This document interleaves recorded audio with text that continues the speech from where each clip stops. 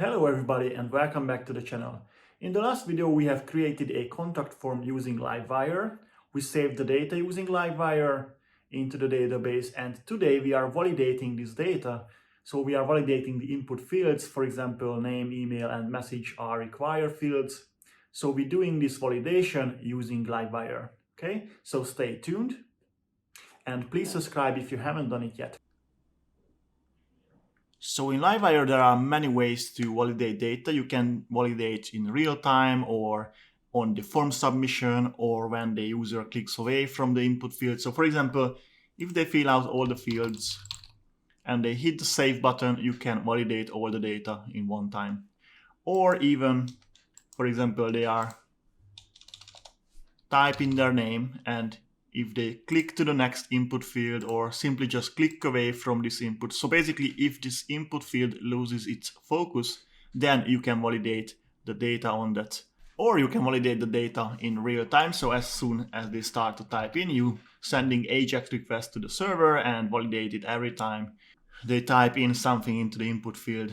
Of course, this is sending loads of AJAX requests to the server, so it's not efficient. But you can combine them. So for example, if you want the email to be validated in real time, but the message validated when they click away or when they submit the form, you can do that as well. So it's very flexible and it's a great tool. So first, let's see the validation when they submit the form. Okay, so open up VS Code and let's go to the app folder, HTTP and Livewire folder and the contact form.php. And all we need to do is creating a protected property called rules. And inside this property this property will be equal to an array, just similarly how we did it in Laravel. And it's equal an array. It will be an array of rules. So we would like to validate the name, for example. So just like how we do it in Laravel, name. And then we define the rules. So we want to required, of course. And we want to minimum 6 characters. Just like how we do it in Laravel. Controllers. And the next one is the email address. So email field, we want to validate that. And the validation rule is required again. And it has to be an email, of course. So email. And that's it for the email. And of course, the message is required as well. Okay, so now we have the validation rules. But just to defining these validation rules, it doesn't validate it on the fly. So we need to call this validation. So we want to validate the input fields when the user hit the save button. So basically they are calling the save form or send form method. So let's go back to the VS Code, and yeah, we have this save message method. So we're calling it when the user clicks on this button, we're calling this save message function, and we will call this validation rules at this time. So all we have to do is this arrow validate.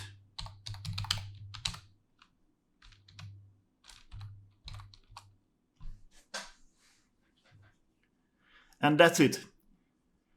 So when the user hit the send message button, then we call this function and we will validate the data. And if the validation fails, then we never reach this create method. Okay, so let's just try this out. But before we try this out, of course, we need to catch the errors on the front end and show to the user the errors. So let's go to the view. So if you go to the view folder, not inside the app folder, we go to the resources views and Livewire contact form. So let's search for the name input field. Here we are. So just under this input field, let's create a div. First of all, let's grab the error message for the name field. So we will using the blade syntax for that, add error. And the record name inside in this case is going to be name. So if we have an error called name, so related to this input field, then we would like to show the error message. So let's create a div for that. And let's use some Tailwind classes. So it's going to be block, full, and text going to be red. Let's say 600. And let's split out the message related to the name. So this is referring to the error message inside the name. Okay, and let's do the same for the email address and for the text area as well. So this is gonna be email. And let's go to the text area. And this will be the message. Okay, so let's just test this out. It should work now, our validation. So hit refresh, even we don't hit refresh. Okay, so let's start to type in something.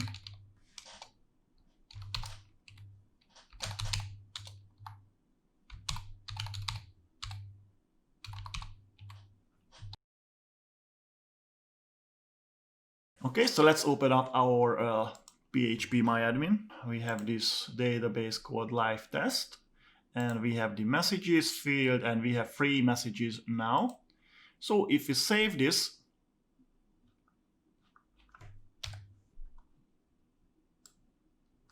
click on save. Okay, the name must be at least 6 characters. So as you can see, our validation is working now. So we are not able to save the data. Okay, so let's make it more than 6 characters. But we can validate this one as well. For example, of course it's required. So if we hit now, as you can see, we get the validation error. And even if we have deleted this field, we got both of the validation error. So when they start to type in their name, for example, test, it has to be 6 characters, so we should get an error on that. And the message is required as well, so we should get an error message on that. So they are saving the data, and oops, it has to be at least 6 characters, and email field is required, and the message field is required as well.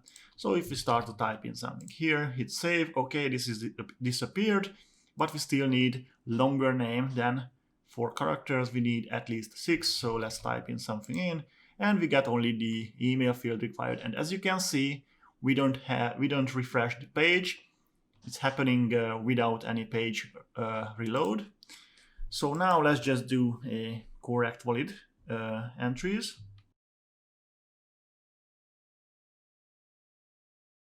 Message, hit save, whoops, and everything is fine. Let's check the database. And as you can see, we submitted the form many times, but of course the validation failed, so we get only the valid data inside the database. Okay, and I think this is one of the most efficient way to do validations, because it's only send one AJAX request to the server. But now let's validate the data when the user clicks away from the input field. So let's go back to the VS Code and to the contact form.php. And in Livewire, we have lifecycle hooks, similarly to Vue.js. So every time something happens with the data, with these data properties, then we can call an action, call a function inside this contact form.php. So, for example, when the name field is changing, then we can do the validation on that event.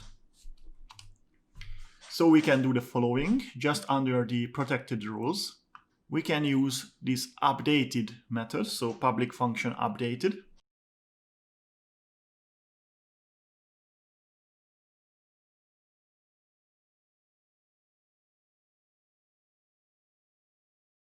this magic updated function built in inside Livewire, and it's get called, this updated function gets called every time the public properties, this email and name and message, gets updated from the front end, and then we do the validation on that event, only on that field, property name.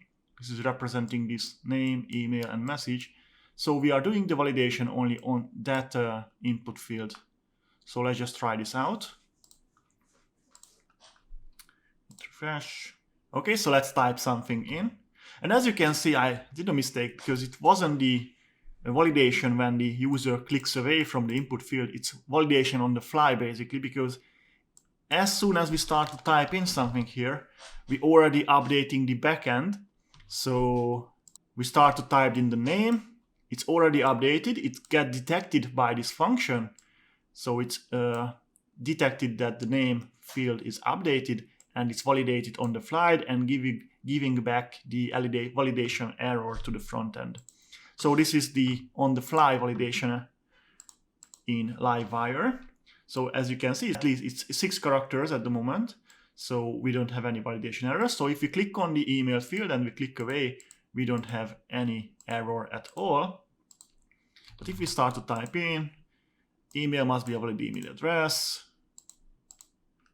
and if we hit save, let's just do a valid email address. Okay, and if we hit save, we still get this the message field is required error message, of course. And if we start to delete some of the characters from the name, as you can see, we have on the fly live updated validation errors. Okay, so how do we make it more efficient? Let's say we want to validate only if the user clicks away from the input field. We can use, similarly to Vue.js, a .lazy method on the Livewire model. So we want to validate the name field only if the user clicks away from the input field. In this case, we can use .lazy. So we will validate the field only when the user clicks away from that input field. So let's hit refresh. Name. We start typing, nothing happens. We don't send any AJAX request to the server, so it's efficient, more efficient.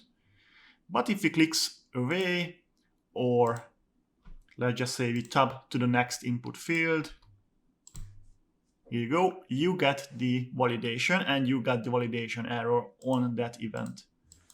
So we will be validating only when we are click away from this input field.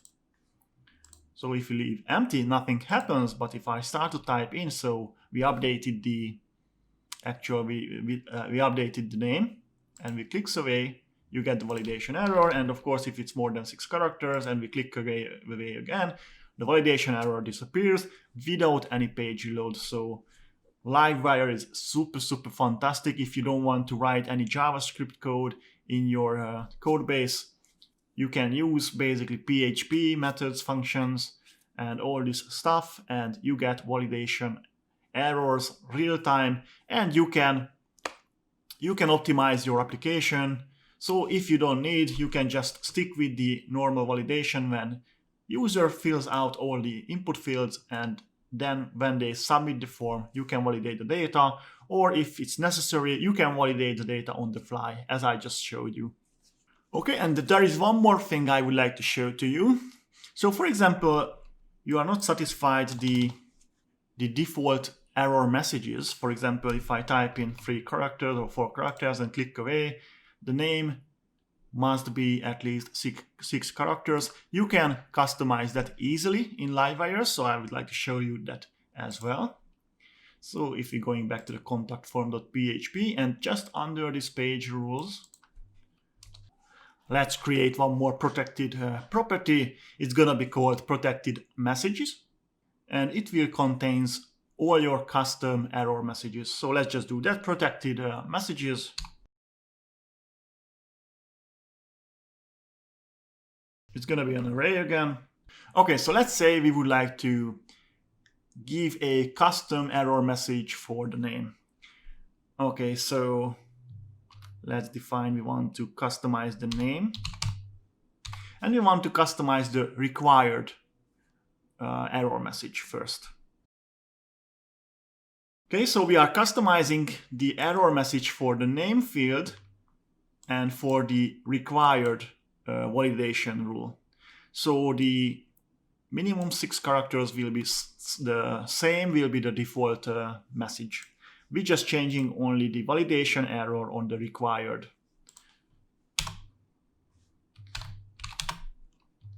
Okay, and just type in whatever you want. So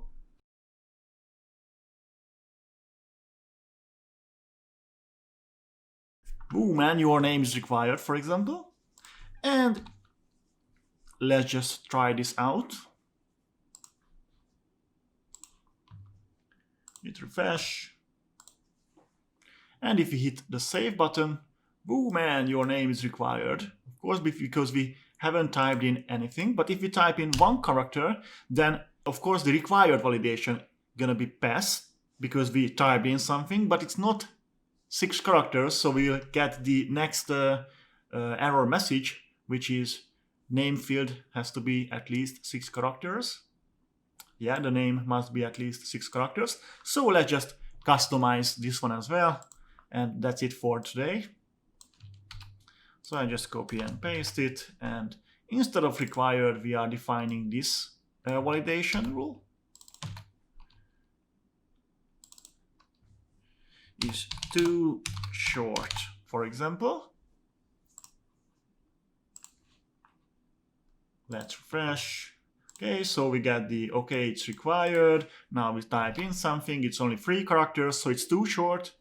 Let's hit save, and okay, it didn't work. Why?